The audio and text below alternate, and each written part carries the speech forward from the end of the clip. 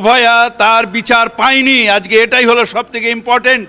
ওর বাবা মাকে আমার মেয়ে পায়নি, ওর বাবা মাকে মিসগাইড করা হয়েছে। রাজ্য সরকারের হাতে যে ইনভেস্টিগেশন থাকলে ফাঁসি হতো হতো হতো। আমি তিনটে মেয়ের বাবা, আমার কষ্ট লাগবে না? বাবা বলছে সিবিআই ব্যর্থ, হতাশ বাবা বলছে হতাশ। হ্যাঁ, কিন্তু কেন গেল? কেন গেল? কার গ্যাস খেয়ে গেল? কেন হাইকোর্টে গিয়ে পুলিশ ইনভেস্টিগেশন করার চান্স দিল না? আরও আছে গ্রেটার ষড়যন্ত্র। কি ষড়যন্ত্র? ব্লাডি ক্রিমিনাল থেকে ধর্ষণ করেছে, খুন করেছে, তার ফাঁসির সাজা হবে না? এটা বিরলতম নয়? এটা বিরলতম ঘটনা।